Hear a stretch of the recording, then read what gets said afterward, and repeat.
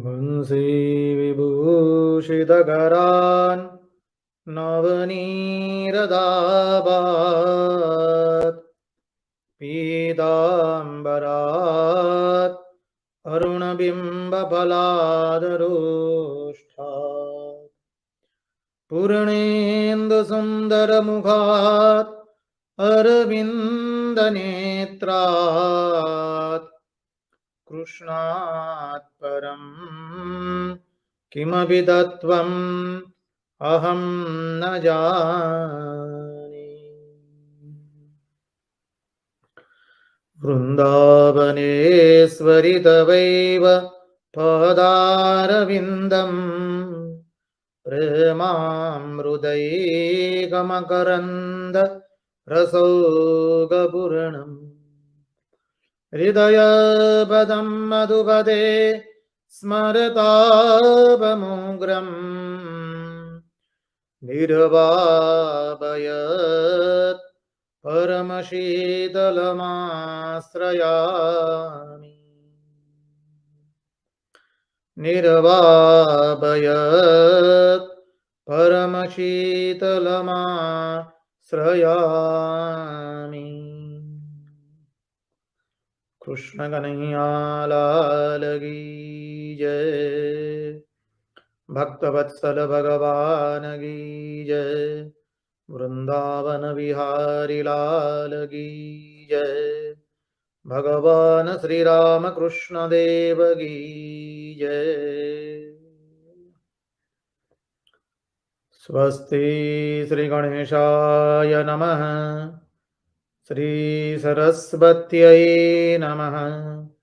श्री गुरुभ्यो नमः। नमस्ते शारदे देवी सरस्वती मधीप्रदे वसत्वं मम जीवहाग्रे सर्वविद्याप्रदा भव। नारायणं नमस्कृत्य नरं चैव नरोत्तमं देवीं सरस्वतीं व्यासं ततो जयमुदीरयेत्। ॐ स्थापकाय च धर्मस्य सर्वधर्मस्वरूपिणे अवतारवरिष्ठाय रामकृष्णाय ते नमः। ॐ नमो भगवते वासुदेवाय। नारायण नारायण नारायण नारायण। आइए तो हम श्रीमद् भागवत के सत्संग में अवगाहन करें। पिछले सत्संग में जो हमने चिंतन किया था भागवत का, उसकी ओर दृष्टिपात करके आगे के तत्वार्थ में प्रवेश करेंगे। भगवान के अवतारों का प्रसंग आता है आगे। तो हम सब लोग जानते हैं, हमने चिंतन किया है, भगवान पहले केवल एक ही थे, अर्थात जब वह ईश्वर देश काल निमित्त से परे था, जिसे हम लोग अंग्रेजी में कहते हैं बियॉन्ड टाइम स्पेस कॉजेशन। देश, वहां कोई देश नहीं है, वहां कोई काल नहीं है, वहां कोई निमित्त नहीं, मानी कार्य कारण का संबंध नहीं है, जिसे नासदीय सूक्त में हम कहते हैं नासदासिन्नो सदासित् नदानिं नासिद्रजो नो व्योमा परो यत् किमावरीवः कुह कस्य शरमन्नभः किमासित् गहनं गभीरम्। इसके पहले सत भी नहीं था, असत भी नहीं, आकाश भी नहीं, वायु भी नहीं, कुछ भी नहीं था। ना सदासिन्नो सदासित तदानीम नासिदद्रजो नो व्योमा परो यत्। कितना सुंदर सिद्धांत है। उसके पहले कुछ भी नहीं था, सत भी नहीं, असत भी नहीं, आकाश भी नहीं, वायु भी नहीं। बचपन से हम ये विद्यालय में पढ़ते हुए आए हैं इसका हिंदी भाषांतर। कुछ भी नहीं था, तब क्या था? केवल वही था, वही परमात्मा। उसने तय किया कि मैं एक हूं, उसका बहु बनूं। I am one, let me become many. तो उस एक परमात्मा ने जब बहु बनने का तय किया तो क्या हुआ?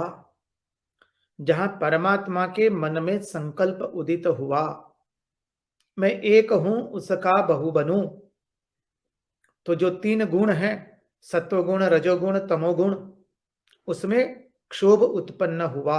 इक्विलिब्रियम गॉट डिस्टर्ब, उसमें क्षोभ उत्पन्न हुआ। और जैसे क्षोभ उत्पन्न हुआ तो क्या हुआ? बोले महत्तत्व निकला। महत्तत्व वही अद्वैत वेदांती उसे हिरण्यगर्भ कहते हैं और भागवत उसे ही चतुर्मुखी ब्रह्मा जी कहते हैं। और फिर वहां से अहंकार तत्व आया। अहंकार तत्व के तीन विभाग, क्योंकि तीनों गुण में क्षोभ उत्पन्न हो गया, इसलिए तीनों गुण हैं। तो अहंकार के तीन विभाग पड़े, तामसिक अहंकार, राजसिक अहंकार, सात्विक अहंकार। तामसिक अहंकार से पंच तन्मात्राएं, पंच महाभूत निकले। पंच तन्मात्राएं शब्द, स्पर्श, रूप, रस, गंध, पंच महाभूत, आकाश, वायु, अग्नि, जल एवं पृथ्वी। पंच तन्मात्राएं हो गई, पंच महाभूत हो गए। अब पंच ज्ञानेन्द्रिय एवं पंच कर्मेंद्रिया निकले अहंकार के राजसिक भाग से। पंच ज्ञानेन्द्रिया नेत्र, कर्ण, नासिका, चर्म एवं जिह्वा, ये पंच ज्ञानेन्द्रिया। पंच कर्मेंद्रिया निकली हस्त, पाद, मुख, गुदा एवं उपस्थ। फिर सात्विक भाग से, अहंकार के सात्विक भाग से मन, बुद्धि, चित्त, अहंकार निकले। और ये दसों इंद्रियों के और सभी इंद्रियों के अधिष्ठान देवता निकले। 24 तत्व हो गए, पंच महाभूत, पंच तन्मात्राएं, पंच ज्ञानेन्द्रिया, पंच कर्मेंद्रिया और मन, बुद्धि, चित्त, अहंकार 24 हो गए। 25वां तत्व प्राण उसमें समाहित हुआ और विराट पुरुष का उत्थान होता है। सहस्र शीर्षः पुरुषः सहस्राक्ष सहस्रपात् सबुमिं विश्वदो वृत्वा अत्यतिष्ठद्दशाङ्गुलं पुरुष एवेदगं सर्वं यद्भूतं यच्च भव्यम् उदामृतत्वस्येषानः यदन्नेनाधिरोहति एतावानस्य महिमा। विराट पुरुष का उत्थान हुआ। अब चिंतन करें तो यही विराट पुरुष जो हुआ वो भी भगवान का अवतार है, जो क्षीर सागर में रहता है सब समय। नारायण भी भगवान के अवतार है, इसलिए भागवत में लिखा है संबुधम षोडश कलमादौ लोक शुश्रूषया यस्यांबसि शयनास्य योग निद्रां वितन्वतः। संबुतम षोडश कलमादौ लोक शुश्रूषया, जो क्षीर सागर में रहते हैं वो भी भगवान के अवतार है। विराट पुरुष भगवान का अवतार है। नारायण, नारायण वो नित्य अवतार है भगवान का।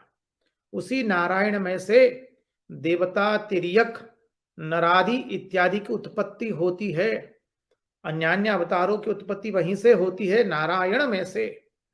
इसलिए अपने यहां कहते हैं ना, हम नारायण में से निकले हैं और वापस नारायण में जा रहे हैं।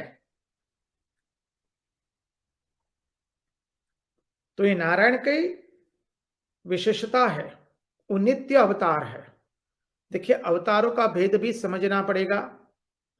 कोई अवतार अंशावतार होते हैं, पूर्णावतार, कलावतार, अर्चनावतार, गुणावतार, क्रियावतार, ज्ञानावतार,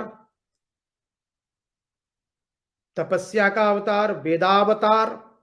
ये अवतारों का पार्थक्य हमें समझना पड़ेगा, तब अवतारों का अद्भुत तत्व हम समझ पाएंगे। अब अवतारों का वर्णन करते हुए कहते हैं, श्रीमद् भागवत में आगे चिंतन में चले, अद्भुत चिंतन है, बहुत सुंदर है। तो पहला अवतार हुआ, बोले सनत कुमारों का। सनत कुमार, सनक, सनंदन, सनातन एवं सनत कुमार, ये चार। सनत कुमार जो है, सनत कुमार वो ब्रह्मचर्य के प्रतीक है। सनत कुमारों ने ब्रह्मचर्य का अद्भुत पालन किया है, इंद्रियों का संयम करके। और ये सब समय 5 वर्ष के बालक की भांति होते हैं, निरावरण होते हैं। भागवत में आया, हमने भागवत के महात्म्य में देखा, नारद जी गए बद्रिकाश्रम में। पहले तो नारद जी वृंदावन में थे, तो वृंदावन में उन्होंने भक्ति देवी की अवस्था देखी। भक्ति देवी के 2 पुत्र, ज्ञान एवं वैराग्य, अचेतन पड़े हुए वृद्धावस्था में। नारद जी गीता उपनिषद का पाठ करते हैं उनको जगाने के लिए, फिर भी उनको चेतन नहीं आता है। जब तक गीता उपनिषद वेदांत का पाठ करते तब तक चेतन आता है, बाद में पुनः अचेतन हो जाते हैं वो। तो नारद जी को तब तक आकाशवाणी सुनाई दी कि जाओ आगे, तुम पूर्व दिशा में, वहां महात्मा मिलेंगे। नारद जी आगे चलते बद्रिकाश्रम में आते हैं, वहां सनत कुमारों का दर्शन होता है उन्हें। और सनत कुमार उन्हें कहते हैं, अरे नारद जी, समस्या का समाधान तो आप ही जानते हैं।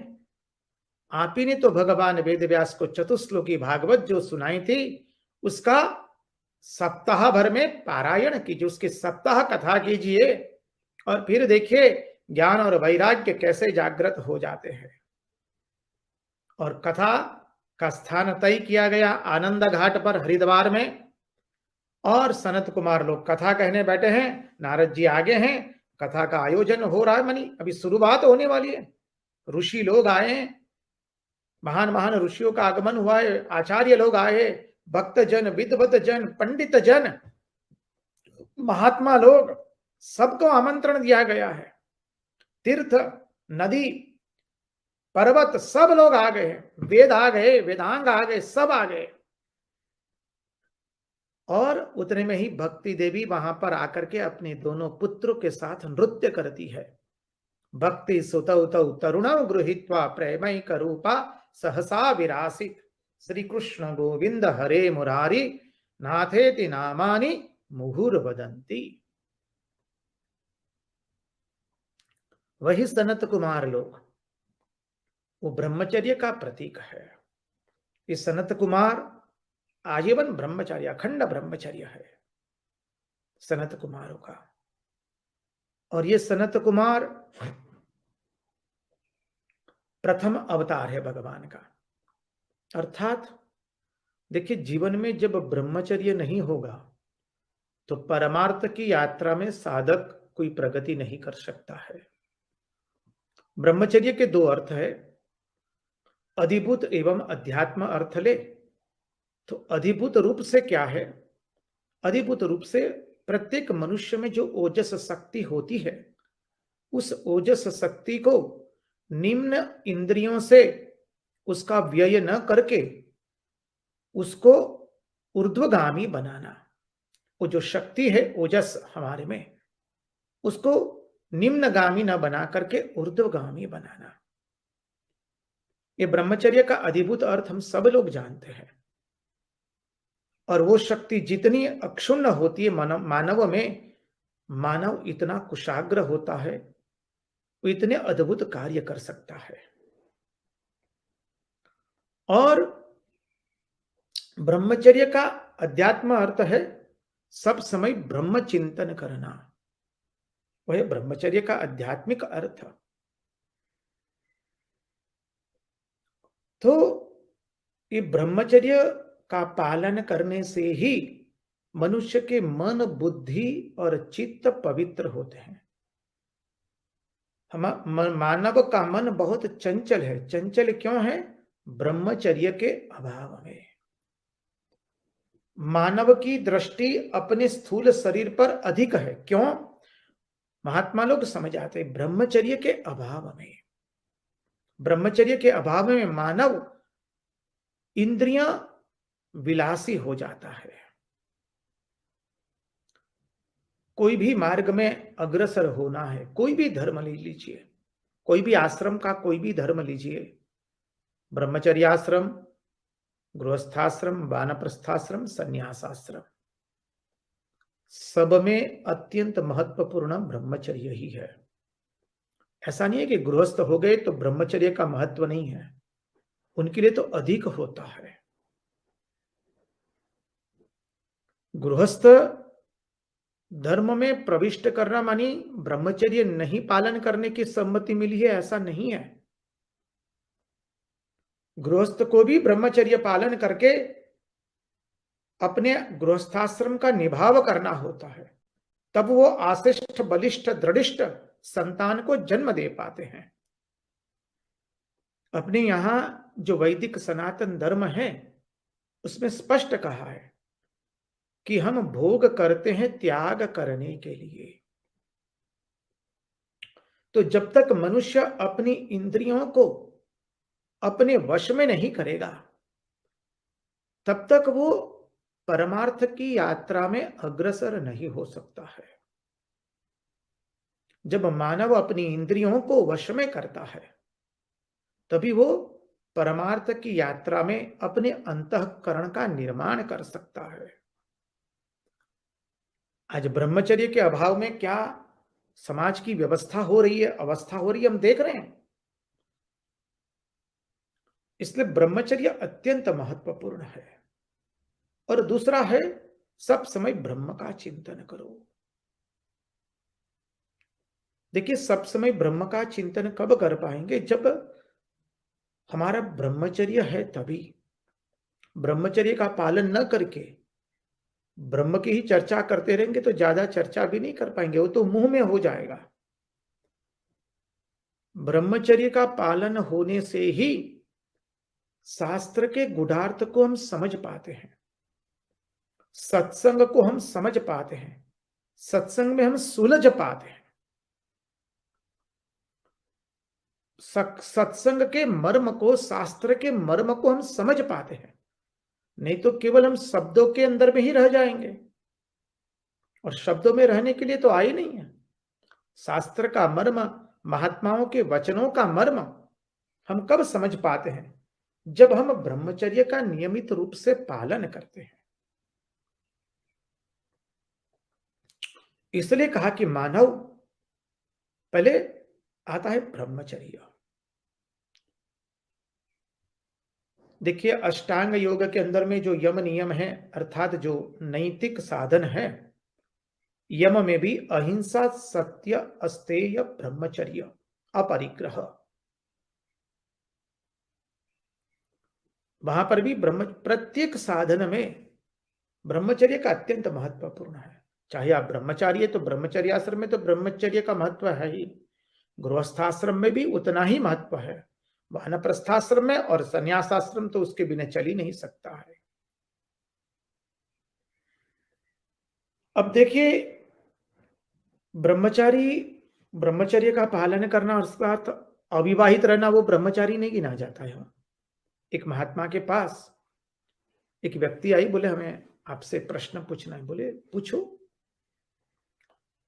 वो व्यक्ति ने अपना प्रश्न निवेदित किया। महात्मा ने कहा कि आप ब्रह्मचारी नहीं हैं, आप कह दीजिए कि 40 साल से आप अविवाहित है, पर आप ब्रह्मचारी नहीं है। वो व्यक्ति ने कहा कि महाराज आपको कैसे पता चला?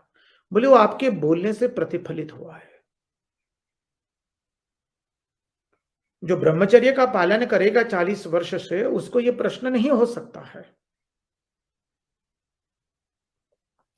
आप कहिए कि हम अविवाहित है, अविवाहित होना दूसरी बात है और ब्रह्मचर्य का पालन करके परमार्थ की यात्रा में अग्रसर होना वो अलग बात है। इसलिए ब्रह्मचर्य अत्यंत महत्वपूर्ण है। उस शक्ति को जो निम्न इंद्रियों से हम बह न जाए, उसी शक्ति को हम यदि ऊर्ध्वगामी करते हैं तो मनुष्य के मन में एक अद्भुत शक्ति प्राप्त होती है। और वही शक्ति का दर्शन हम करते हैं स्वामी विवेकानंद की जीवनी से। स्वामी विवेकानंद के अंदर में अद्भुत स्मरण शक्ति थी। स्वामी विवेकानंद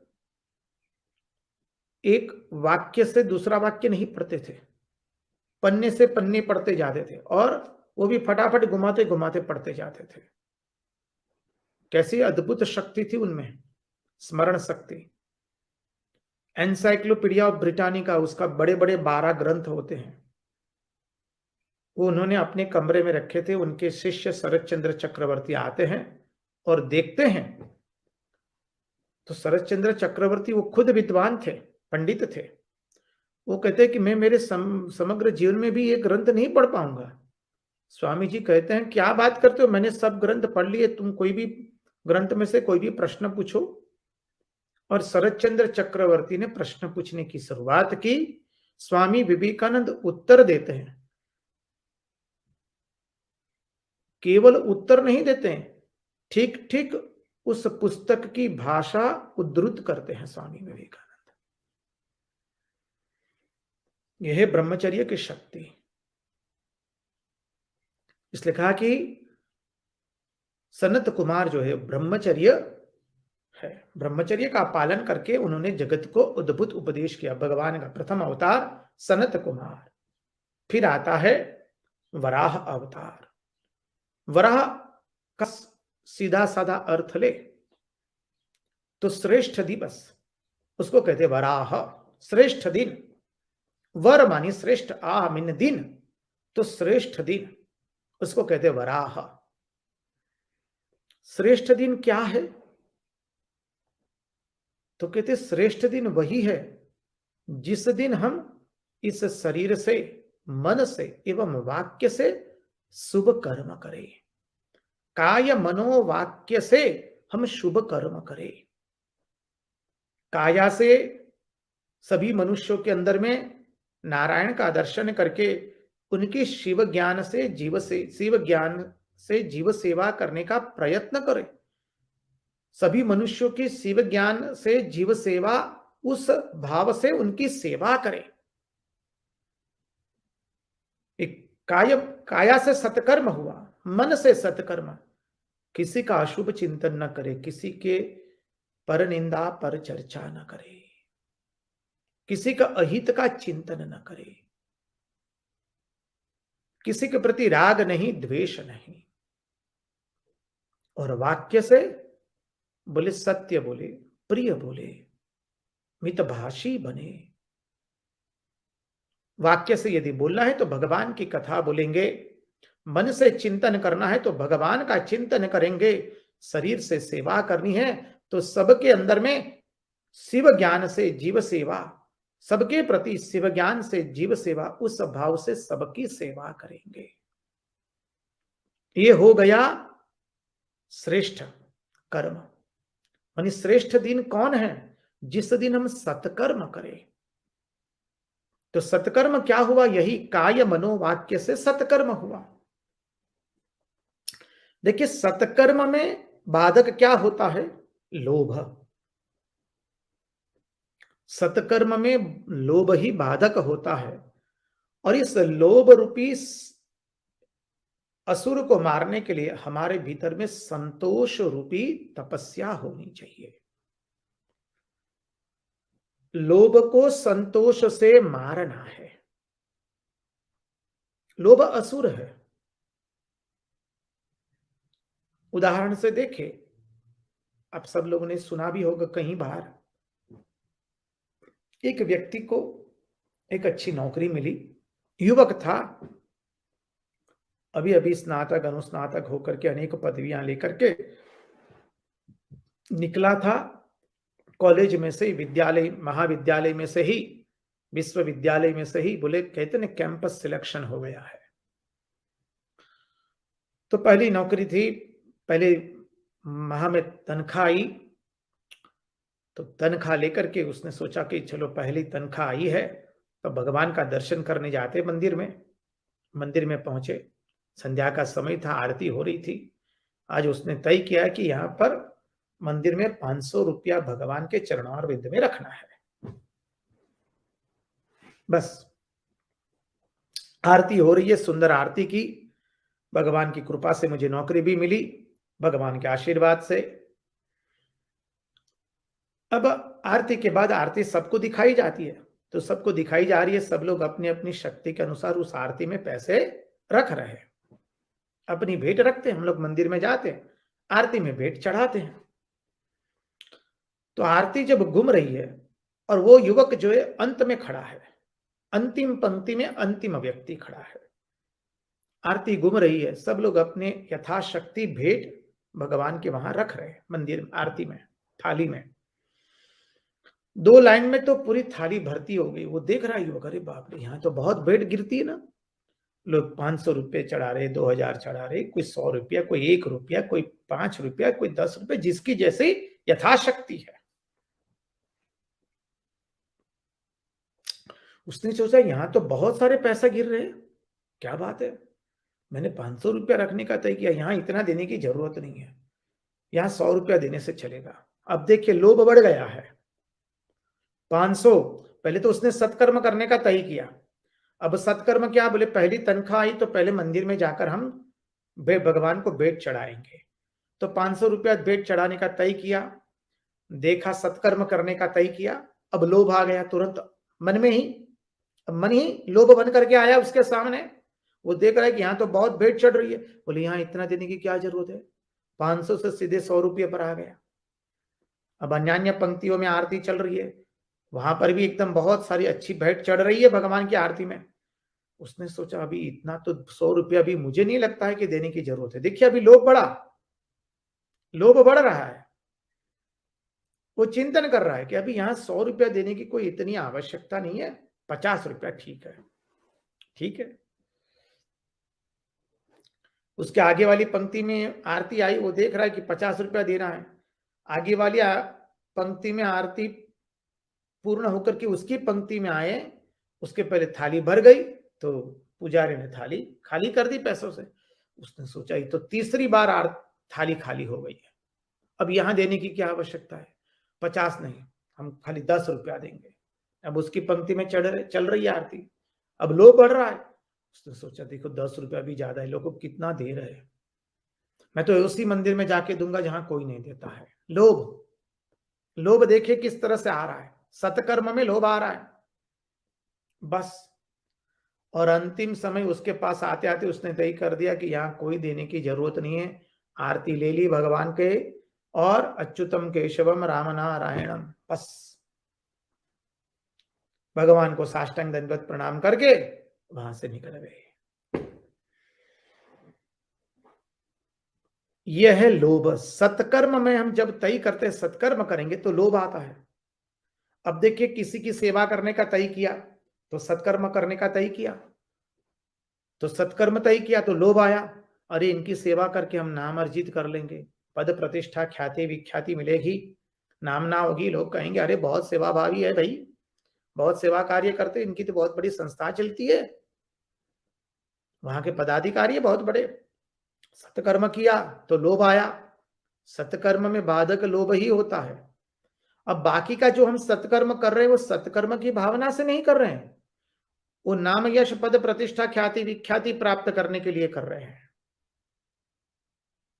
इसलिए सत्कर्म में लोभ बाधक होता है। उस सत्कर्म में लोभ बाधक है तो उसको कैसे मिटाना है, संतोष से। नहीं, भगवान ने मुझे जो दिया है उसी में मुझे संतोष है, ना मुझे किसी से कुछ लेना है, मुझे मेरे अंतःकरण का निर्माण करना है।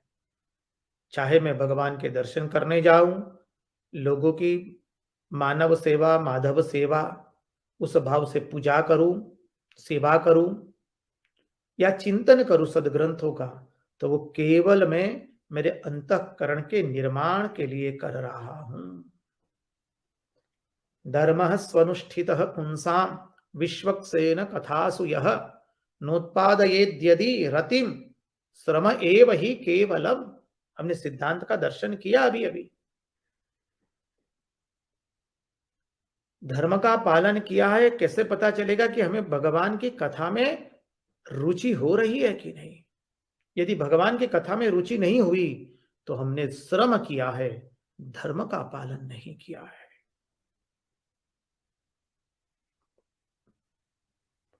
तो कहते ये वराह अवतार का है। अब देखिए वराह अवतार की विशिष्टता देखिए। वराह अवतार को भगवान को कितनी प्रीति है। भगवान की दो भार्या श्रीदेवी एवं भूदेवी। तो वराह अवतार क्या करते हैं? अरे बोले पृथ्वी पर जो सबसे गंदा पदार्थ है उसको वो भोग्य बनाते हैं अपना, और पृथ्वी को स्वच्छ रखते हैं। वराह अवतार, उनकी नजर सब समय पृथ्वी पर ही है। पृथ्वी से इतना प्रेम कर रहे हैं वराह भगवान। और देखिए हिरण्याक्ष एवं हिरण्यकशिपु, जब पृथ्वी समुद्र में थी और ब्रह्मा जी ने जब तय किया कि अब पृथ्वी को बाहर निकालना है, क्योंकि मनु शतरूपा को कहा कि आप सृष्टि का विस्तार कीजिए अभी, तो कहा कि पिताजी पृथ्वी कहां है जो हम विस्तार करें। तो ब्रह्मा जी के नासिका में से वराह भगवान प्रकट होते हैं। भागवत में कथा आएगी, आगे चिंतन करेंगे प्रसंग में। और हिरण्याक्ष एवं हिरण्यकशिपु, हिरण्याक्ष क्या है? जिसने बहुत इकट्ठा किया, लोभ। हिरण्याक्ष लोभ का प्रतीक है, और हिरण्यकशिपु जिसने बहुत भोग किया। तो भगवान वराह भगवान हिरण्याक्ष के पास से पृथ्वी को ले आते हैं और पृथ्वी को स्थापित करते हैं। बाद में हिरण्याक्ष का वध कर देते हैं भगवान, अर्थात लोभ का। तो वराह क्या है? जो सत्कर्म, जिस दिन हम सत्कर्म करें। सत्कर्म क्या है? काय मनोवाक्य से। इसका विस्तृत अर्थ देखने का हमने प्रयास किया। तो द्वितीय अवतार हुआ वराह अवतार। तृतीय अवतार बोले नारद जी का है। नारद जी का अर्थ हमने देखा है, जो नारायण से जो परंपरा चली है, उस परंपरा से जो सबके हृदय में भगवान की भक्ति भर दे, उसका नाम है नारद। और जो माता के नाल से मुक्त करा दे, अर्थात जन्म मरण के चक्कर से जो मुक्त करा दे, नारद, वो है नारद।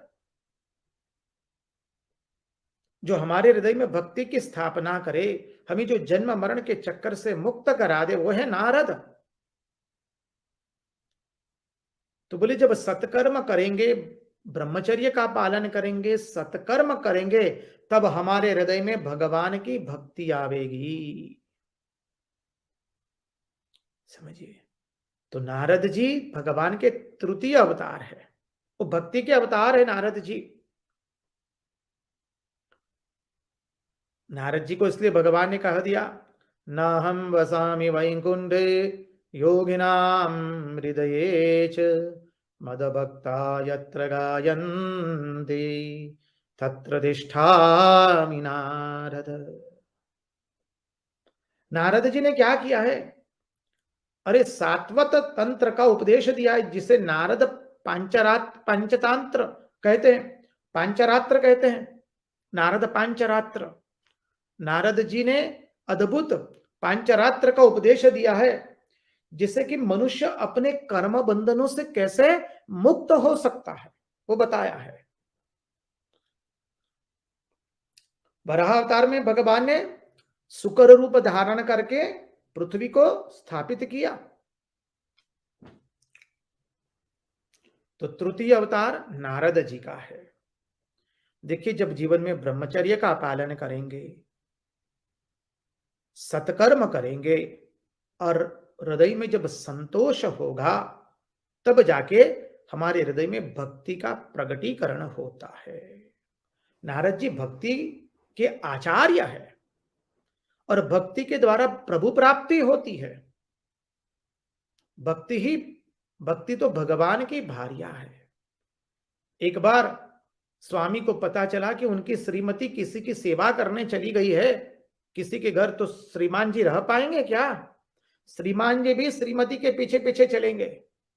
इसलिए तो कहा सकल भुवन मध्य निर्धनास्ते धन्या निवसदिरिधियेषाम् श्रीहरिर्भक्तिरेका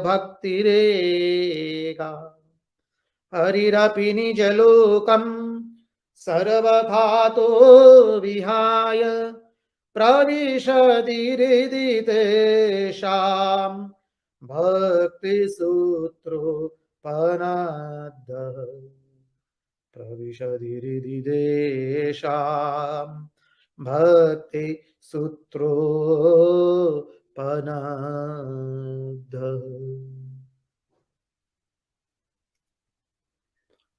धनवान कौन है? जिसके हृदय में भगवान की भक्ति आई है। भक्ति भगवान की भार्या है।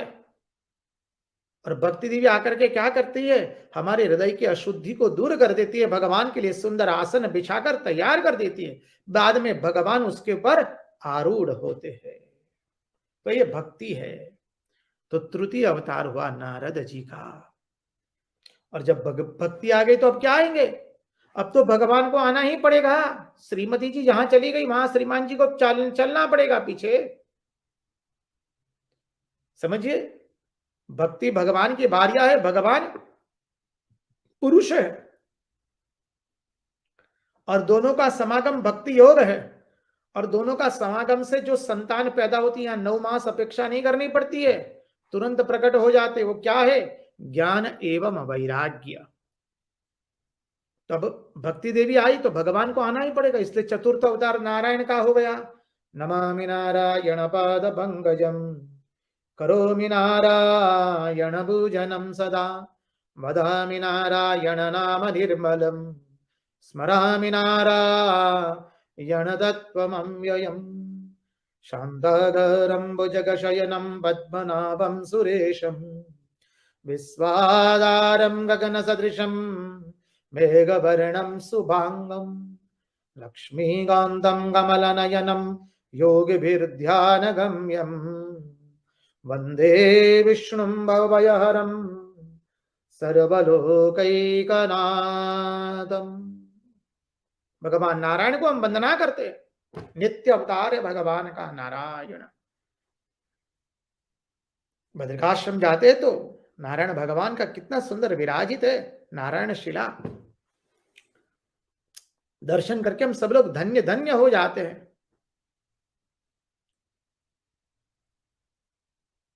तो चतुर्थ अवतार नारायण का हुआ। तो तपस्या की उन्होंने, अद्भुत तपस्या की है नारायण भगवान नारायण ने। देखिए, बद्रिकाश्रम में हमने चिंतन किया था, भगवान ने लक्ष्मी जी को बाहर रखा है।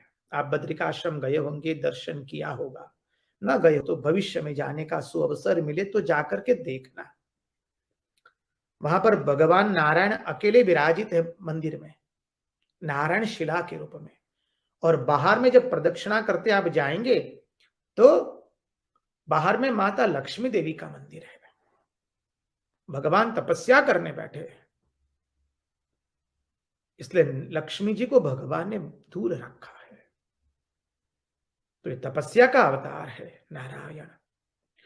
अब नारायण जी आ गए, भगवान आ गए, तो अभी देखिए, अब भगवान आए तो श्रीमान श्रीमती जी दोनों का संयोग हुआ। तो क्या हुआ? बोले ज्ञान और वैराग्य रूपी 2 पुत्र प्रकट हो गए। इसलिए चतुर्थ अवतार नारायण का। पंचम अवतार बोले कपिल मुनि का। ज्ञान, सांख्य शास्त्र का अद्भुत उपदेश दिया कपिल मुनि ने। सांख्य शास्त्र का अद्भुत उपदेश दिया कपिल मुनि ने, इसलिए पंचम अवतार हुआ कपिल ऋषि का, कपिल देव का। और षष्ठम अवतार बोले भगवान दत्तात्रेय का। माला कमंडलुलशेखर नीचलाम डमरु त्रिशूल बचला कर्मा विराजे ऊंचा द्विहस्त गमले शुभ शंग चक्र एवा नमो विधि हरि सस्वरूप दत्त। दत्तात्रेय भगवान षष्ठम अवतार। अत्रि ऋषि एवं अनसुया दोनों की भक्ति से प्रसन्न होकर दत्तात्रेय भगवान का जन्म हुआ है। अब देखिए दत्तात्रेय भगवान अर्थात जब मनुष्य तीनों गुण से पर चला जाता है, तीनों गुण से मनुष्य जब पर जाता है, तभी दत्तात्रेय भगवान का प्रगटीकरण होता है। अत्रि मानी जो तीनों गुणों से पर है, अनसुया जो दूसरे में कभी दोष देखते ही नहीं है। जब मानव तीनों गुण से पर चला जाता है, सत्व रजस तमस, और किसी में जब दोष दर्शन नहीं करता है, न किसी के प्रति राग है न किसी के प्रति द्वेष है, चित्त अत्यंत निर्मल हो चुका है, तब भगवान का प्रगटीकरण होता है। वो है भगवान दत्तात्रेय। दत्त शब्द का अर्थ समझे, जिसने अपना सर्वस्व परार्थ के लिए दे दिया है। न पोतानु कसूराख्यु अहम चिद वन्निमानाख्यु सुधामृत शून्यनु चाख्यु अगरदी धून बातोसु।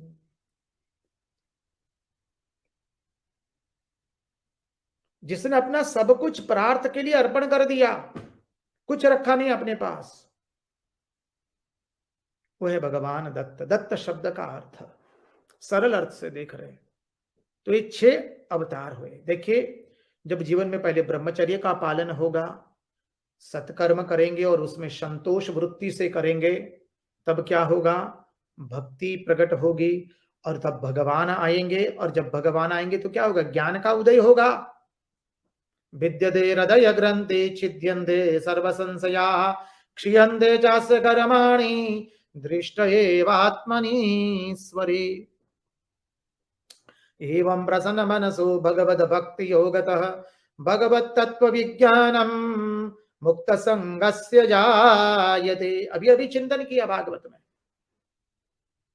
यही सिद्धांत से आगे जा रहे। देखिए अवतार तो नारायण भगवान प्रकट हो गए भक्ति के बाद, और ज्ञान प्रकट हुआ, और बाद में वैराग्य रूपी भगवान दत्तात्रेय का जन्म हुआ, जिन्होंने प्रहलाद एवं अलर्क को अद्भुत ज्ञानोपदेश किया है।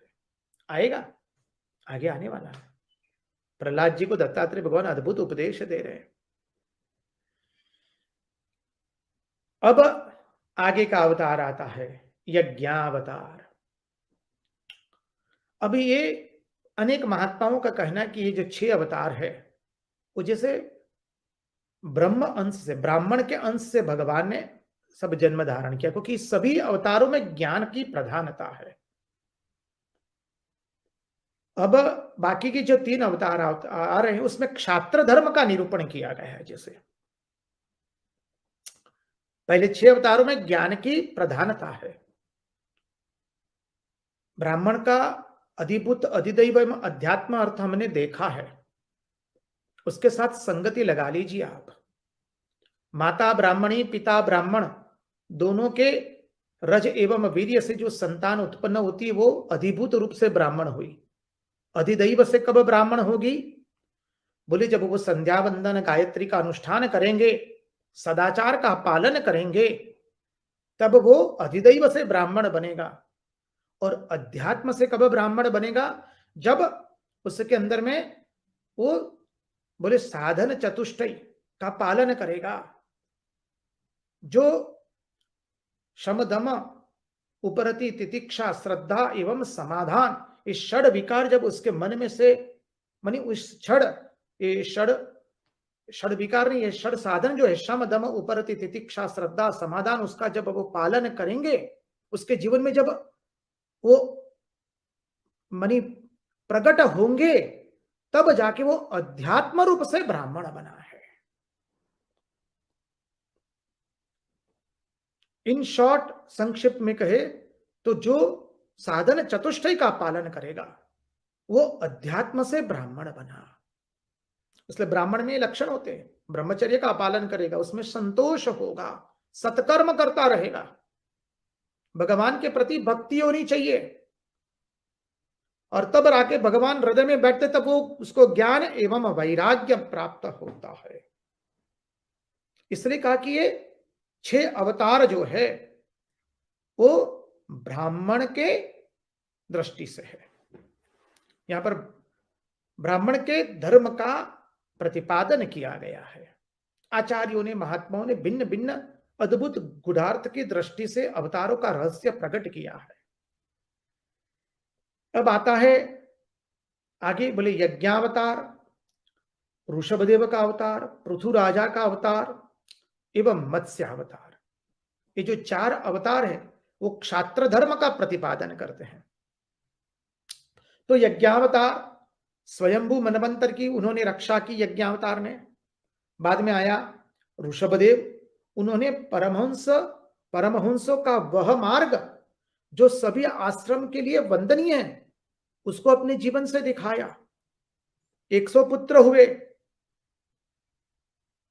उसमें से सबसे ज्येष्ठ थे भरत राजा। उसका चरित्र आएगा जो बाद में जड़ भरत और उस भरत राजा के नाम से हमारे राष्ट्र का नाम हुआ भारत।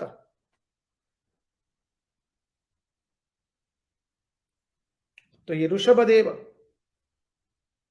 और बाद में पृथु राजा, उन्होंने अनेक औषधियों का मंथन किया और वो सबसे कल्याणकारी अवतार हुआ है। पृथ्वी की समस्त औषधियों का उन्होंने दोहन किया। जितनी औषधियां थी पृथ्वी की पर, सभी औषधियों का उन्होंने दोहन किया। इसलिए अवतार अत्यंत कल्याणकारी है, सबके लिए कल्याणकारी है। पृथु राजा का अवतार, उनका चरित्र भी भागवत में आएगा। सबका चरित्र भागवत में आता है। एक एक जैसे जैसे प्रसंग आएगा उसका चिंतन करेंगे। तो पृथु राजा के बाद अवतार आता है मत्स्यावतार। बोले पृथ्वी रूपी नौका पर बैठ करके उन्होंने मनु को, माने वैवस्वत मनु की रक्षा की मत्स्यावतार ने। तो यज्ञावतार, ऋषभदेव का अवतार, पृथु राजा का अवतार और मत्स्यावतार, ये क्षात्र धर्म का प्रतिपादन करते। अब आता है बाकी के 3 अवतार, कच्छप अवतार, धनवंतरी अवतार एवं मोहिनी अवतार। वो वैश्य धर्म का प्रतिपादन करते हैं।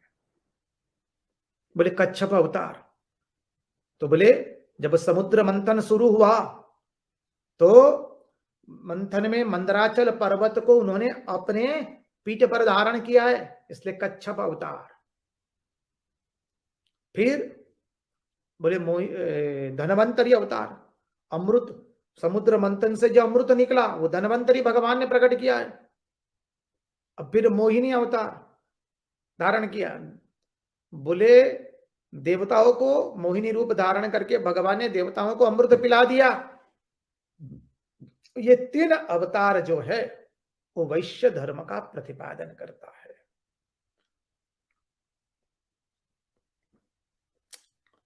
बाद में आता है 14वां अवतार नरसिंह अवतार। वराह लक्ष्मी नरसिंह स्वामी जी की जय।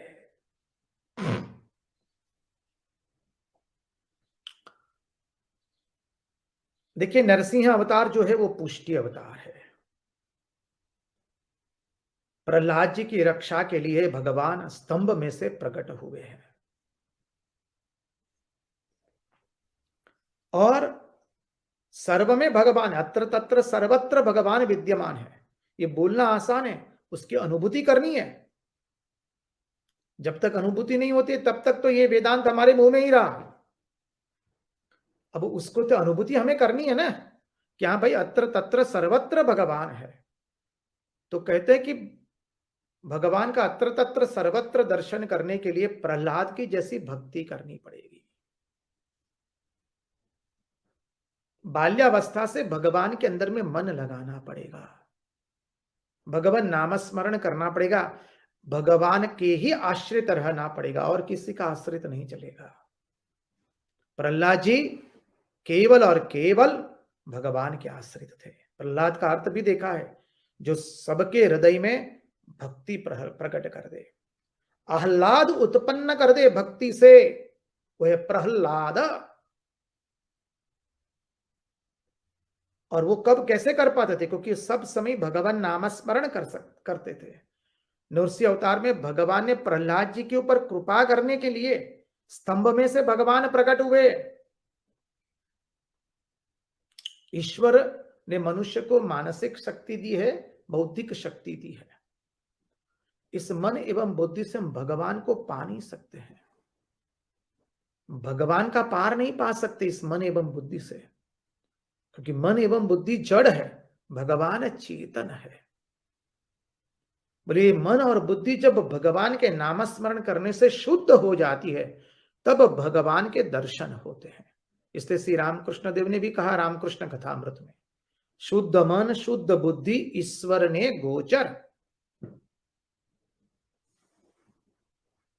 जब यह मन शुद्ध हो जाएगा, बुद्धि शुद्ध हो जाएगी, फिर कोई असुविधा नहीं। वही शुद्ध मन एवं शुद्ध बुद्धि से हम भगवत प्राप्ति कर सकते हैं।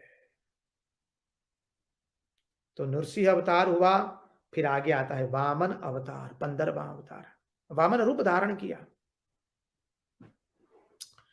देखिए, व्यक्ति जब धर्म, नीति एवं सदाचारी होता है, और जब व्यक्ति धर्म का बख्तर पहनता है अपने जीवन में, नीति परायण चलता है, सदाचार वृत्ति से वो अपने जीवन को चलाता है, तो फिर भगवान भी उसे मार नहीं सकते हैं। वामन अवतार का रहस्य समझिए। भगवान ने बलि राजा का सब छीन लिया। वामन अवतार का रहस्य देखिए, जिस जिसके ऊपर आश्रित थे वामन, भगवान ने बलि राजा जिस जिस के ऊपर आश्रित थे वो सब छीन लिया। अपने राज्य, त्रिलोकी का पूरा राज्य उनका था, उनके वो आश्रित थे, उन्हीं वो आश्रय पर वो जीवित थे। भगवान गए और बलि राजा का सब छीन लिया है। 2 पांव भग 3 पांव भर जमीन मांगी, 2 पांव में तो पूरा उनका छीन लिया, स्वर्ग तक का पूरा राज्य छीन लिया। अब भगवान कह रहे अभी तीसरा पांव रखने के लिए जगह नहीं है तुम्हारे पास, मैं कहां रखूं? और जब 2 पांव भर में पूरी जमीन मानी त्रिलोकी का राज्य माप लिया भगवान ने, तब तुरंत वहां प्रहलाद जी आ जाते और भगवान की अद्भुत स्तुति करते हैं। बहुत सुंदर वर्णन आता है कि वाह रे प्रभु, आपने अद्भुत किया, मेरे इस पौत्र पर आपने अद्भुत कृपा की है, उसका सब कुछ आपने छीन लिया। बाहर से भगवान हमारा सब कुछ छीन लेंगे, लेकिन बाद में भगवान ने स्वयं को दे दिया है उसे। ये भगवान की विशिष्टता है। जीव पर जब भगवान करुणा करते, कृपा करते हैं, तो भगवान उसका जो जो आश्रय होता है उससे उसको छुड़ा देते हैं। भगवान ने बलि राजा का सब छीन लिया। जब सब छीन लिया तो क्या कर दिया? अपने आप को ही उनको सौंप दिया, और भगवान स्वयं बलि राजा के दरबान होकर के रहे। जब भगवान ने छीन लिया तो प्रहलाद जी भगवान की अद्भुत स्तुति करते, वाह रे प्रभु, आपकी क्या करुणा है, क्या अनुकंपा है, मेरे पौत्र के पास से आपने सब कुछ छीन लिया प्रभु, लेकिन आप इतने करुणामय है, सब कुछ छीन के अपने आप को ही आपने प्रस्तुत कर दिया।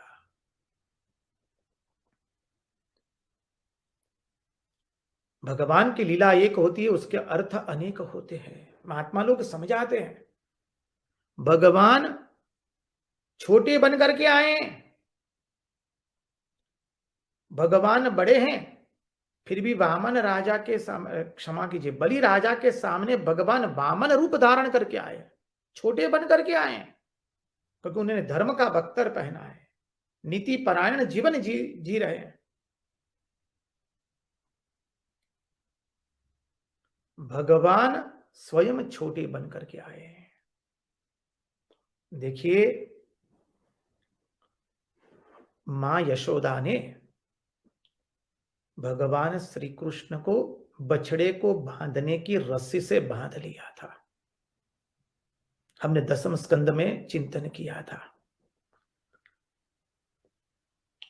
भगवान बच चुके हैं मां यशोदा की रस्सी से, और वो रस्सी भी कैसी है? बछड़े को बांधने की। और भगवान बध चुके हैं, भगवान का मुख जो है वो झुक गया है, भगवान के नेत्रों से अश्रु बह रहे हैं और नेत्रों में काजल लगा हुआ है। तो काजल, वो काजल, नेत्रों का काजल गाल पर आ चुका है और भगवान थर थर कांप रहे हैं। अरे जिसके एक दृष्टि से काल भी कांप जाता है, वो स्वयं आज थर थर कांप रहे हैं। भगवान निरावरण है, मस्तिष्क पर मयूर पिछ धारण किया है, हाथों में बाजू है, कमर पर करदनी पहनी है, हाथों में कंगन पहने हैं, पैरों में सुंदर नुपुर है और भगवान के नेत्रों से अश्रु धारा बह रही है। मां कुंती ने यह दर्शन किया है। कुंती स्तुति में आता है, मां कुंती तब आई है गोकुल में और भगवान का यह अद्भुत दर्शन करके इस स्वरूप के पीछे वो मोहित हो गई है। गोप्या ददे त्वयि कृता गसिदामतावद् यादे दशाश्रु कलिलांजन संभ्रमाक्षम। कितना सुंदर कह दिया। गोपी ने जब मानी, मां यशोदा ने जब आपको बछड़े की बांधने की रस्सी से जब बांध दिया था कन्हैया, गोप्या दधे त्वयि कृता गसिदामतावत् यादे दशाश्रु कलिलांजन संभ्रमाक्षम वक्त्रं निनीय भयभावनया स्थितस्य सा मां विमुह्यति भीरपि यद्विभेति। मैं तो वो स्वरूप देखकर मोहित हो चुकी। सा मां विमुह्यति वक्त्रं निनीय भयभावनया स्थितस्य। भय के कारण आपने अपना मुख झुका दिया था और नेत्रों में से अश्रु बह रहे थे। वक्त्रम निनीय भय भावनया स्थितस्य, उसके पहले कहा कैसा स्वरूप था। गोप्या दधे त्वयि कृता गसिदामतावत् साते दशाश्रु कलिलांजन संभ्रमाक्षम। आंखों में जो काजल डाला था, वो नेत्रों के कारण वह आंखों का काजल गाल पर आ गया है। याते दशाश्रु कलिलांजन संभ्रमाक्षम।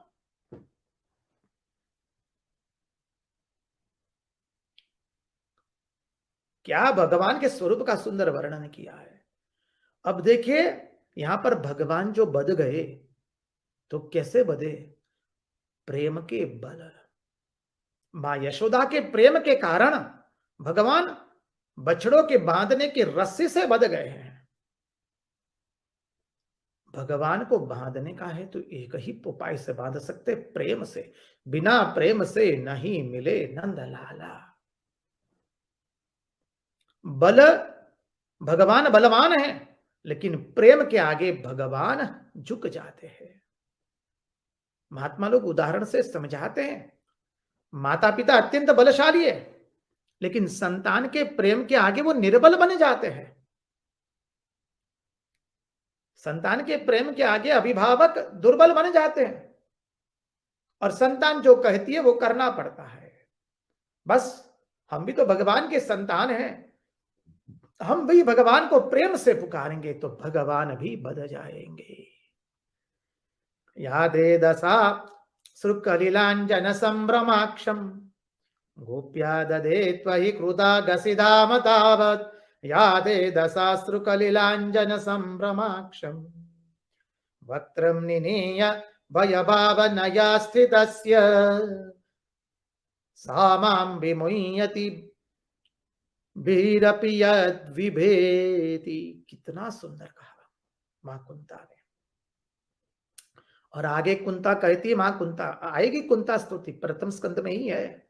शृण्वन्ति गायन्ति गृण्वन्त्यभीक्ष्णसः स्मरन्ति नन्दन्ति तव तवेहितं जनाः त्वयैव पश्यन्त्यचिरेण तावगम् भव प्रभावो परमं पदाम्बुजम्।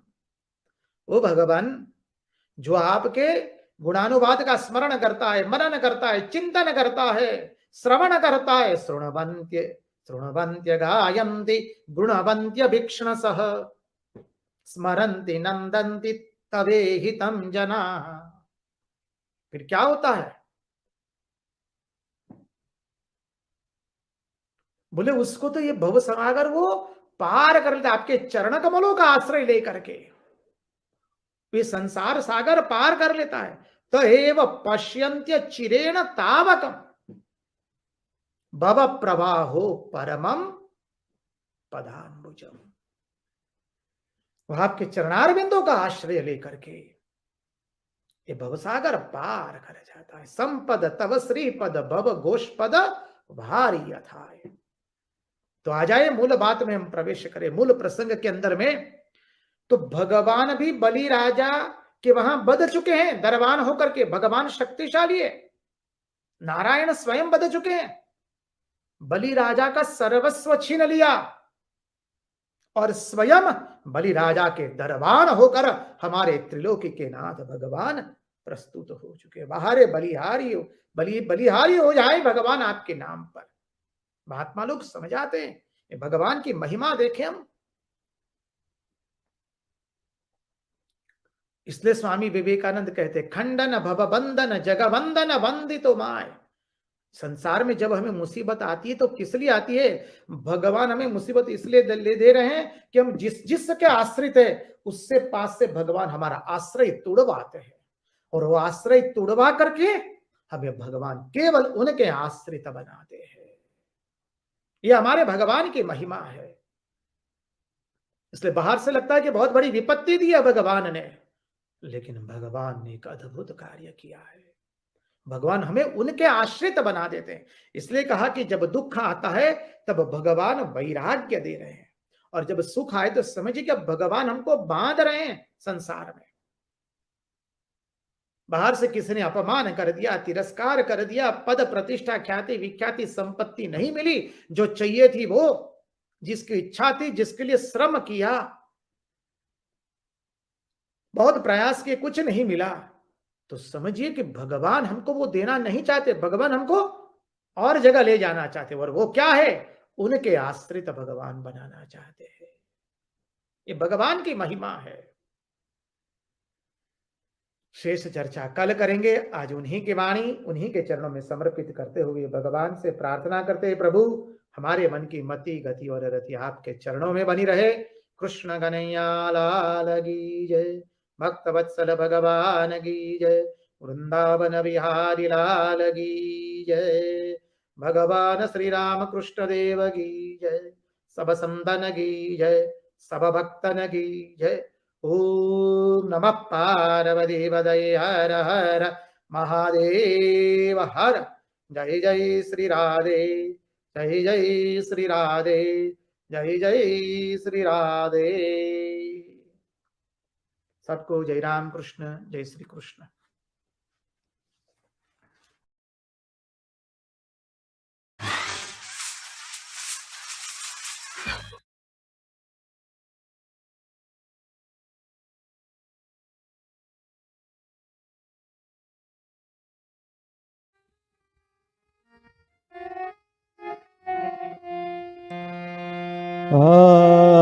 चंडाला प्रतिहतरयो यस्य प्रेम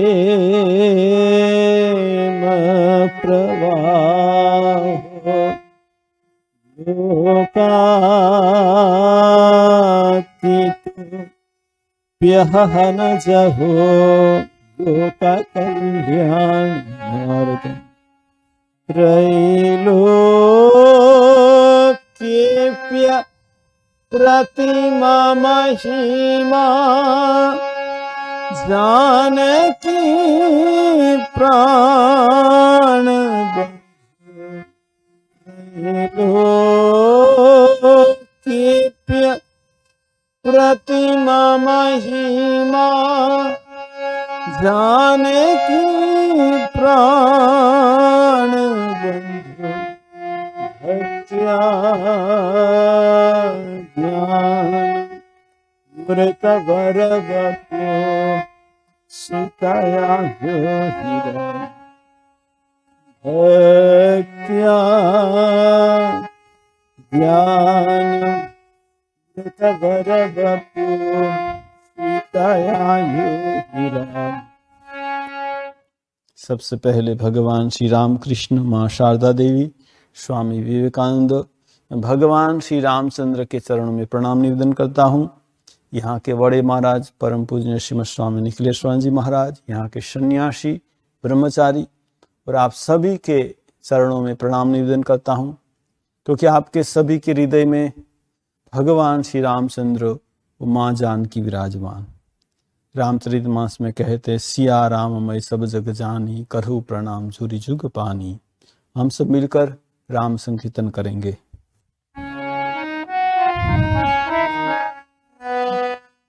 राम सिया राम जय जय राम, सिया राम जय जय। हो मंगल भवन अमंगल हारी, द्रवम सुत सरथ अजीर बिहारी। राम सिया राम जय जय राम।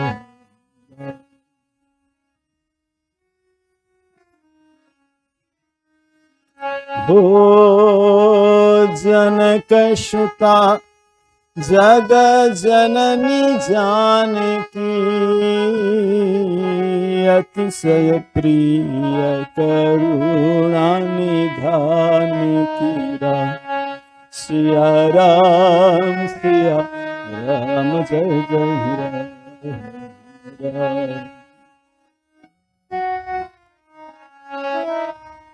हो ताके जुगपद कमल मनावू, जाश कृपा निर्मल मति पावू। राम सिया राम सिया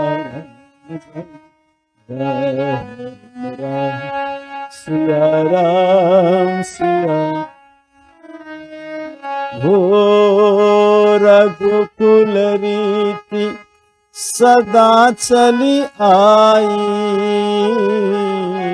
प्राण जाए बचन न जाए। राम सिया राम जय जय राम।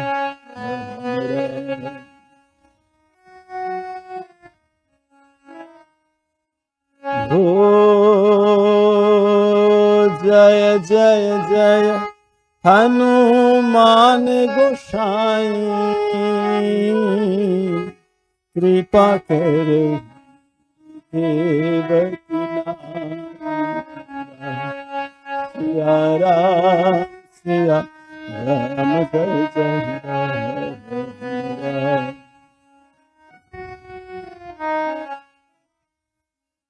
हो सिया राम मैं सब जग जानी, करहु प्रणाम जुरी जुग पानी। सिया राम जय जय राम। सिया राम जय जय राम। सिया राम जय जय राम।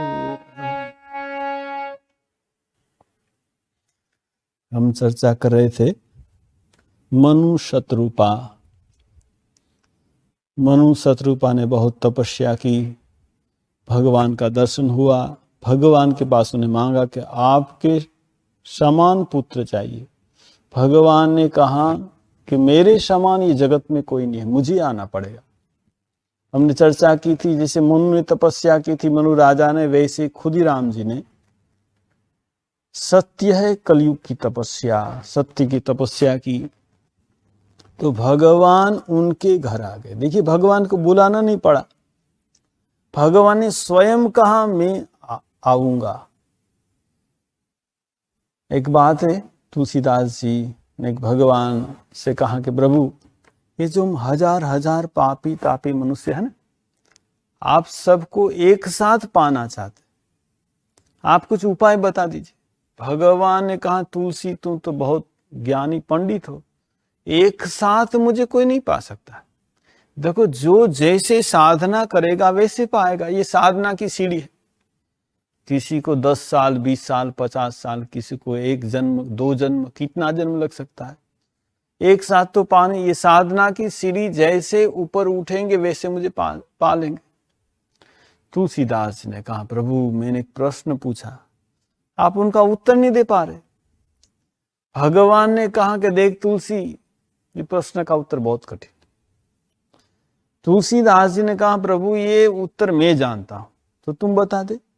तुलसीदास ने कहा बताऊंगा तो सही, लेकिन एक बात है क्या, जो मेरा प्रश्न आपके मन के मुताबिक हो तो आपको मेरी बात सुननी पड़ेगी। भगवान ने कहा ठीक है। फिर देखिए मैंने जब पूछा ये हजार हजार पापी तापी मनुष्य आपको पाना चाहता है, अपनी सीढ़ी बता दी कि सीढ़ी से ऊपर उठो मुझे पा लो।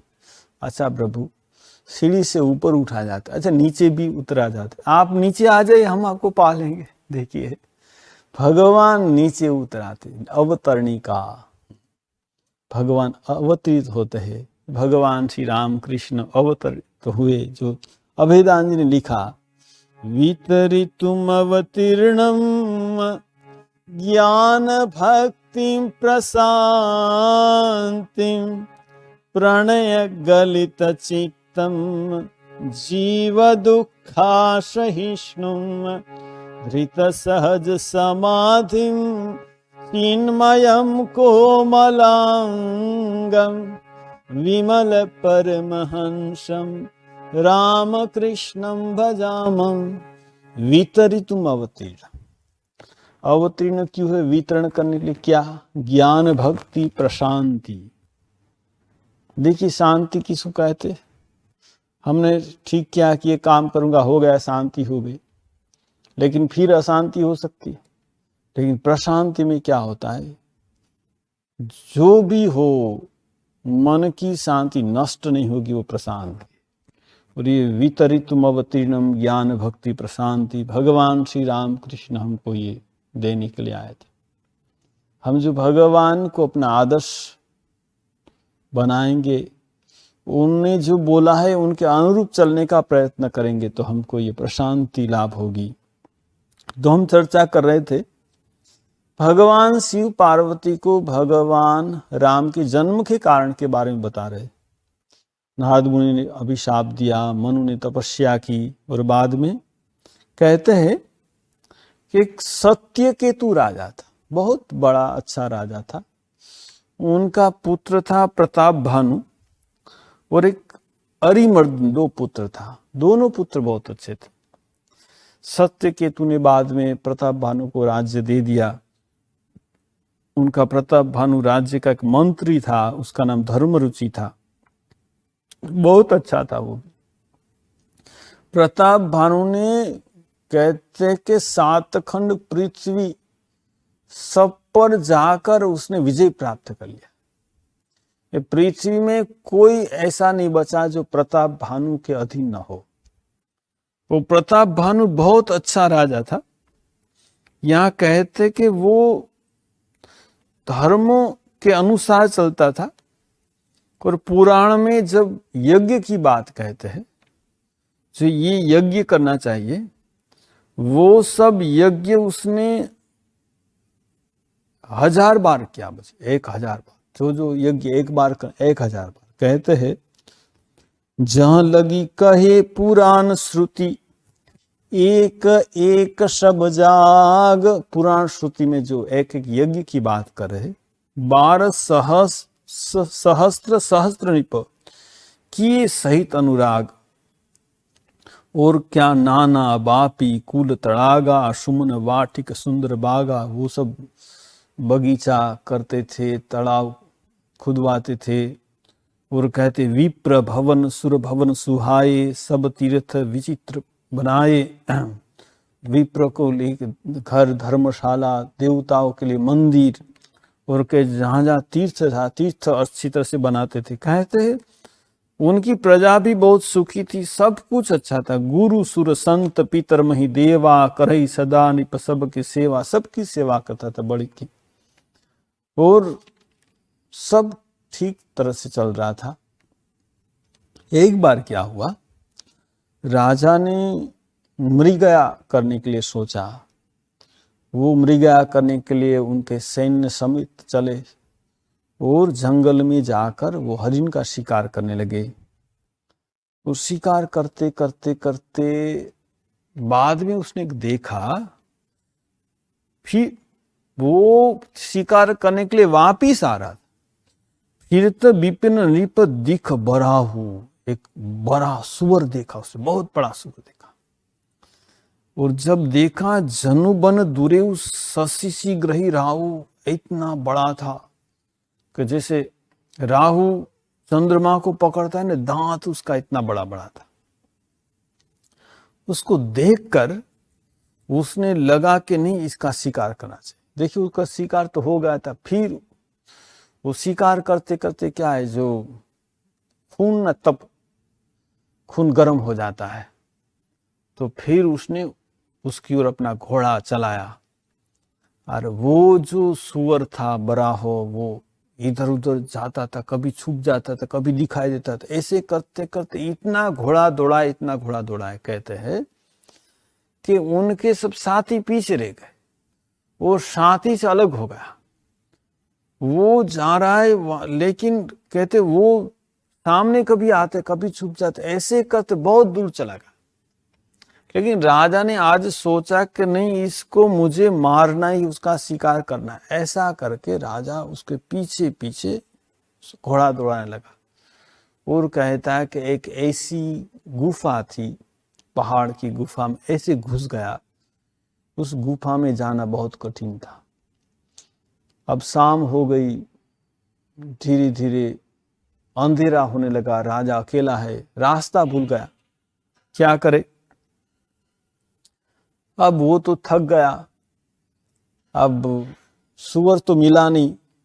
अब वो देखने लगा कहीं पानी मिल जाए तो पी लूं। बहुत भूखा प्यासा इधर उधर भटकता रहा, और दूर उसने आश्रम देखा।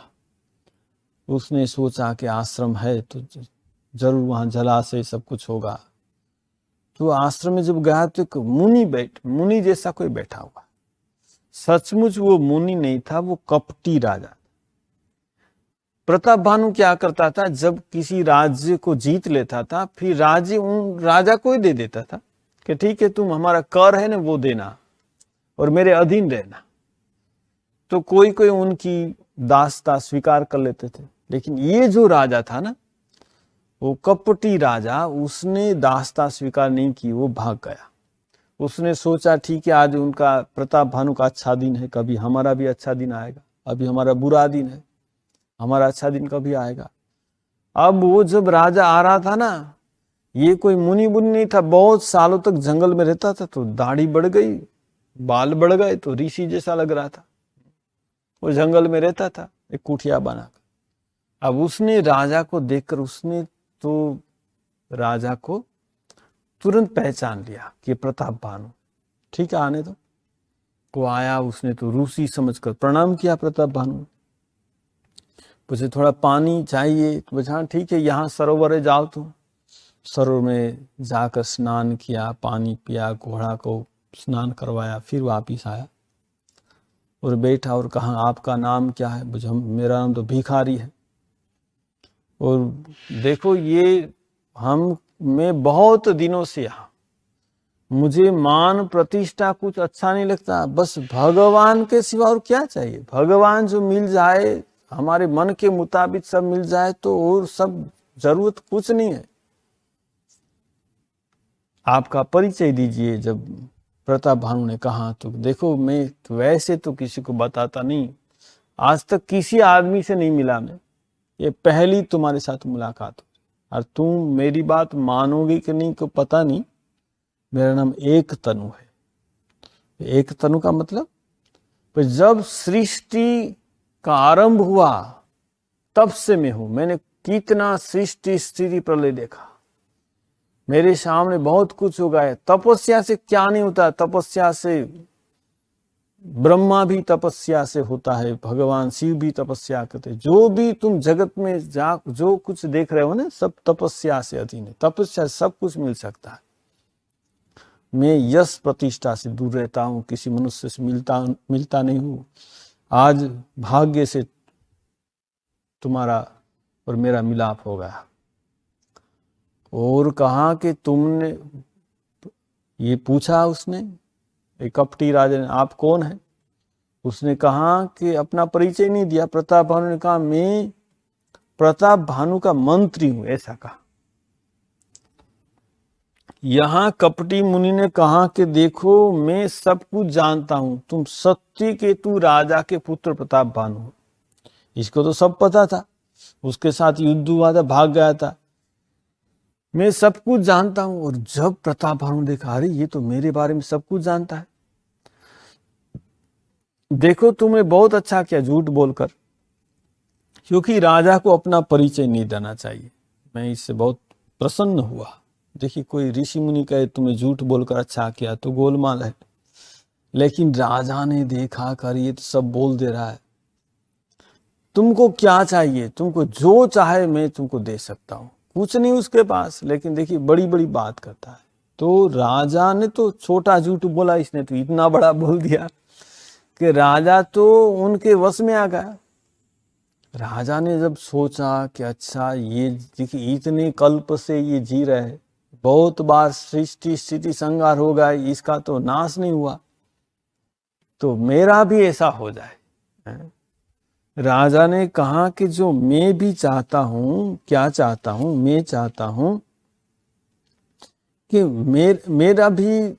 मैं भी वृद्ध न हो, जरा मरण दुख रहित तनु समर जीते जनिको। मेरा जो ये शरीर है न, ये वृद्ध न हो, मेरी मृत्यु न हो, कभी दुख न आए। देखिए ये सब कभी हो ही नहीं सकता, लेकिन राजा ने सोचा जो मिल जाए तो बहुत अच्छा। वो समर जीते जनिको, मुझे कोई युद्ध में परास्त न कर सके। एक छत्र रिपुहीन मही, ये पूरी पृथ्वी का मैं ही राजा रहूं, मेरे अधीन सब रहे। और राज कल्प सतो, 100 कल्प तक मैं राजा बनते रहूं। इसमें बड़ा तथास्तु हो जाएगा। देखिए ऐसे सब होते हैं, हो जाएगा कोई बात। लेकिन एक बात है, क्या बात है? देखो तुमको ब्राह्मण को प्रसन्न करना पड़ेगा। तो ब्राह्मण को प्रसन्न रखेगा तो ये सब कुछ हो जाएगा। तो ब्राह्मण को कैसे प्रसन्न रखे? तो देखो बात तो वैसे कठिन नहीं है, लेकिन बात यह है कि ब्राह्मण का शाप से ही तुम्हारी दुर्गति हो सकती है। तुम सब ब्राह्मण को वश में कर लो तो तुम्हारी कभी दुर्गति नहीं होगी। तो ब्राह्मण को वश में कैसे किया जाए? तो ये कपटी राजा ने कहा कि देखो मैं जो रसोई बनाऊं और जो ब्राह्मण वो खाए, तो क्या होगा, जो जो ब्राह्मण रसोई खाएगा ना सब तुम्हारे अधीन हो जाएगी, और उनके घर भी जो खाएंगे वो भी तुम्हारे अधीन हो जाएंगे। लेकिन अब तक मैं कभी किसी के घर गया नहीं, मैं कभी समाज में कभी जाता नहीं हूं। मैं जाने से काम हो जाता, लेकिन अभी तक मैं कहीं गया नहीं। राजा तो उनके चरण में पैर में गिर गया, कह रहे नहीं मेरे लिए आप तो ऋषि है, संत है, दया करते, दूसरों का कल्याण की चिंता करते, मेरे लिए आप मेरे नगर में पधारे, वो रसोई बनाई। उसने कहा वैसे तो जाता नहीं, लेकिन तुम जब बोलते हो तो ठीक है। तो सुनो, मैं 3 दिन के बाद तुम्हारे नगर में आऊंगा, इस शरीर में नहीं आऊंगा। मैं तुम्हारा जो रसोई करता है ना, रसोया, उनका रूप लेकर मैं आऊंगा और तुमसे मैं बताऊंगा तो मैं रसोई बनाऊंगा। तुम रोज 1 लाख ब्राह्मण को निमंत्रण करो, अच्छी अच्छी रसोई बनाकर खिलाएंगे, और वो 1 साल तक तुम खिलाएगा तो सब ब्राह्मण तुम्हारे वशीभूत हो जाएंगे, उनके घर में जो खाएंगे वो भी वशीभूत हो जाएंगे। तो राजा ने कहा ठीक है, बहुत अच्छा है, पर देखो 3 दिन के बाद मैं आऊंगा, लेकिन ये बात जो तुम किसी को बता देगा तो काम नहीं होगा। राजा ने कहा ठीक है, मैं किसी को नहीं बताऊंगा, ये बात किसी को मत बताना, ये बात को गुप्त रखना। ठीक है, तुम सो जाओ, तुमको हम घर पहुंचा देंगे। वैसे कहा तो राजा सो गया। अब क्या हुआ, ये जो सुअर था वराह, वो कालकेतु राक्षस था। उनके 100 लड़के और 10 भाई को प्रताप भानु ने मार डाला था।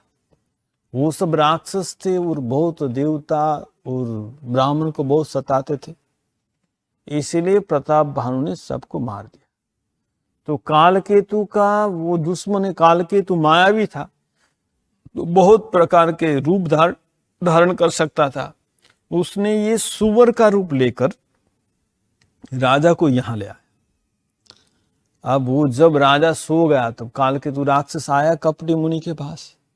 कपटी मुनि ने कहा कि देखो काम हो गया, कोई बात नहीं, तुम एक काम करो, ये सुबह होते ही ये राजा को तुम उनके नगर में पहुंचा दो, उनके घोड़े को भी पहुंचा दो, और 3 दिन के बाद तुमको क्या करना है, उनके जो रसोया है ना उसको चुरा लो और तुम रसोया का रूप लेकर जाओ और ऐसी रसोई बनाओ, रसोई में पशु का मांस, ब्राह्मण का मांस करके सब ब्राह्मण को खिलाओ और बाद में फिर आकाशवाणी करो, तो ब्राह्मण लोग साप दे देंगे, वो नष्ट हो जाएगा।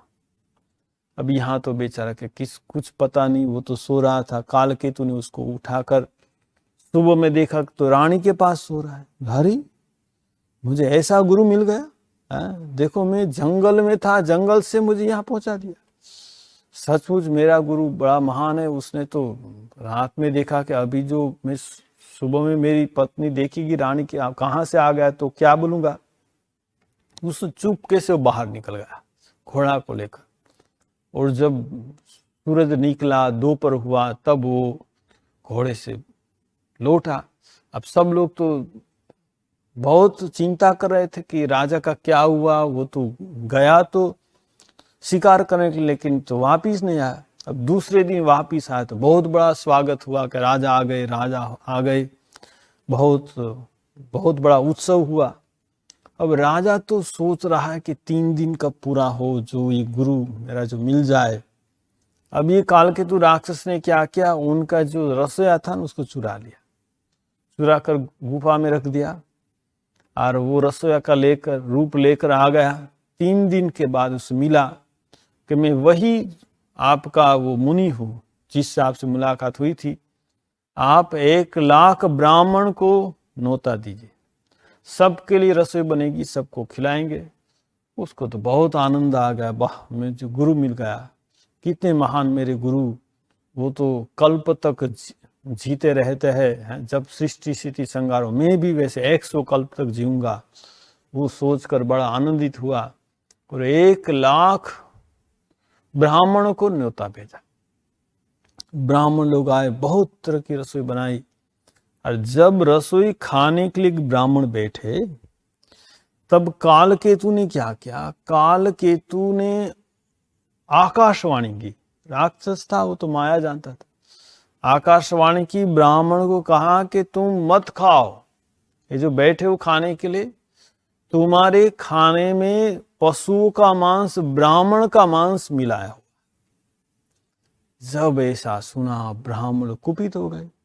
उसने देखा रसोई घर में, वहां तो हड्डी पड़ी हुई थी पशुओं की, ब्राह्मणों की हड्डी। उसने देखा, अरे ये तो हमको नष्ट करना चाहता है। ब्राह्मणों ने उसे अभिशाप देखा, तुम राक्षस बन जाओ, तुम्हारे घर में कोई पानी देने वाला नहीं रहेगा, सब तुम लोग मर जाओ, तुम लोग ने हमको नष्ट करना चाहा। प्रताप भानु कुछ समझ नहीं पा रहा है क्या हो गया। अरे वो तो ऐसे खड़ा है। जब ब्राह्मण ने शाप दे दिया तब फिर देवताओं ने आकाशवाणी की, ब्राह्मण को कहा कि तुम लोगों ने जो शाप दिया ना वो अच्छा नहीं किया, क्योंकि इसमें प्रताप भानु का कोई दोष नहीं है। तब ब्राह्मणों ने प्रताप भानु को पूछा प्रताप भानु ने सब बात बताई कि मैं ऐसे उधर गया था शिकार करने के लिए, वहां एक मुनि मिले, उसने मुझे ऐसे कहा था, मैंने ऐसे किया। अब तो ब्राह्मण ने कहा देखो ये सांप तो हम वापिस नहीं ले सकते, जो होना था हो गया, अब क्या करे। कुछ दिन के बाद क्या हुआ, वो जो कपटी राजा था ना, उसने दूसरे जितने सब राजा था जो उनके शत्रु थे सब एक साथ मिल गए, एक साथ मिलकर उसने यहाँ आक्रमण किया। रोज युद्ध होने लगा, रोज युद्ध होने लगा। कहते ऐसे 1 साल तक युद्ध चलता रहा, रोज युद्ध होता है। धीरे धीरे यहाँ के सब, प्रताप भानु, उनका भाई, उनके कुल सब नष्ट हो गए, सब मर गए। और ये सब फिर वो कपटी मुनि से अधिकार कर लिया। अब ये प्रताप भानु दूसरे जन्म में रावण होकर जन्म, उनका जो भाई था अरिमर्दन वो कुंभकर्ण हुआ, उनका जो मंत्री था धर्मरुचि वो विभीषण हुआ। तो यहाँ कहते हैं भगवान शिव एक बार एक कल्प में प्रताप भानु रावण हुआ। देखिए हमने यहाँ देखा कि जय विजय रावण कुंभकर्ण हुए थे, जलंधर रावण हुआ था, शिव के गण थे वो दोनों रावण कुंभकर्ण हुए थे। अभी ये प्रताप भानु और उनका भाई रावण कुंभकर्ण हुआ। तो हम बता रहे थे कि हर त्रेता युग में भगवान का जन्म होता है और अलग अलग रावण आते हैं। और कहते ये पुलस उनके कुल में इनका जन्म हुआ, रावण कुंभकर्ण विभीषण का जन्म हुआ। उसने बहुत तपस्या की, बहुत तपस्या की पाने के लिए, भगवान को पाने के लिए उग्र तपस्या की। यहाँ कहते ऐसी उग्र तपस्या की जिसका वर्णन नहीं हो सकता, ऐसी उग्र तपस्या की। कहते जब बहुत गर्मी के दिन चारों ओर अग्नि के बीच रहकर तपस्या करते थे। और कहते हैं कि जब ठंडी में पानी में रहकर तपस्या करते थे। और कहते हैं बारिश में भीजते भीजते तपस्या करते थे। ऐसी तीनों ने तपस्या की। तपस्या से कहते हैं भगवान संतुष्ट हो गए। तो संतुष्ट हो गए और कहते भगवान शिव तपस्या से संतुष्ट होकर उनको वर देने के लिए आ रहे। यहाँ कहते किन्न विविध तपति निहु भाई, परम उग्र नहीं बरन जाई, गयहु निकट तप देखी विधाता, मागहु वर प्रसन्न मिता। जब भगवान शिव आ रहे थे तो ब्रह्मा ने कहा रुके रुके मैं भी आपके साथ जाऊं, क्योंकि भगवान शिव का क्या है, कभी किसको कैसा वर दे देते हैं पता नहीं। एक बार एक भस्मासुर राक्षस था, तो भगवान शिव के पास मांगा क्या चाहिए, बोले मैं जिसके मस्तक पर हाथ को भस्म हो जाए। तो भगवान शिव तथास्तु। अभी भस्मासुर ने कहा देखिए आपने तो मुझे ये जो वर दिया ना, जिसके हाथ पर माथे पर हाथ रखूं तो भस्म हो जाए। तो हाँ होगा, कुछ मुझे वो परीक्षा करना है तो करो। तो जी यहाँ तो कोई नहीं, आप ही है, आपके मस्तक पर हाथ रखूंगा। अरे भगवान शिव ने मैंने तुमको वर दिया, तुम मेरे सिर पर हाथ रखो। भगवान दौड़ने लगे पीछे, वो भस्मासुर दौड़ने लगा। भगवान शिव विष्णु के पास गए। विष्णु ठीक है मैं देखता हूं। तो भगवान विष्णु आ गए। क्या बात है, किसको ढूंढ रहा है? शिव जी को। क्या तुमको दिया वर, जिसके माथे पर हाथ रखो वो नष्ट हो जाएगा, भस्म हो जाएगा। अरे भगवान शिव तो भांग पीते हैं ना, वो भांग पीते हैं, उसका तो सब ठीक नहीं। वो कभी क्या बोल दे, तुमने क्या सच मान लिया? तो तुम परीक्षा करके देखो ना, अपने मस्तक पर हाथ रखो ना। बोले ओ मैं अपने मस्तक पर हाथ रखो मर जाऊंगा ना। नहीं एक काम करो, जो भस्म होने की बात है ना, तुम अपने मस्तक पर हाथ रखो ना, ऐसे रखोगे तो थोड़ा ताप लगेगा। मस्तक पर ताप रखे ना, लगे ना तो हाथ हटा लेना, कोई बात भी ठीक है। हाथ रखा ऐसा, ताप लग रहा है नहीं और नीचे ताप नहीं, रखो माथा पर। जैसे माथा पर रखा ना बस मर गया। तो यहाँ भगवान शिव किसी को तो साप देते हैं तो क्या होता है पता है। तो भगवान शिव के साथ ब्रह्मा ने मैं भी आऊंगा। तो यहाँ कहते हैं कि गयहु निकट तप देखी विधाता मागहु और प्रसन्न मितात। देखो यहाँ तीनों तपस्या करे, रावण, कुंभकर्ण, विभीषण, और भगवान शिव और ब्रह्मा मिलकर उनको वरदान देंगे। ये बात को हम फिर, ये चर्चा को फिर आगे बढ़ाएंगे। अब सब मिलकर हम संकीर्तन करेंगे। आप सभी लोग मेरे साथ कीजिए। श्री राम जय राम जय जय राम, श्री राम जय राम जय जय राम, श्री राम जय राम जय जय राम, श्री राम जय राम जय जय राम, श्री राम जय राम जय जय राम, श्री राम जय राम जय जय राम, श्री राम जय राम जय जय राम, श्री राम जय राम जय जय राम, श्री राम जय राम जय जय राम, श्री राम जय राम जय जय राम, श्री राम जय राम जय जय राम, श्री राम जय राम जय जय राम, श्री राम जय राम जय राम, श्री राम जय राम जय जय राम, श्री राम जय राम जय जय। बोलो सियावर रामचंद्र जी की जय, पवन सुत हनुमान की जय, उमापति महादेव की जय, शारदावर राम कृष्ण की जय, सदगुरु देव की जय। बोलो भाई सब संतन की जय, सब भक्तन की जय। ओम नमः पार्वती पतये, हर हर महादेव हर।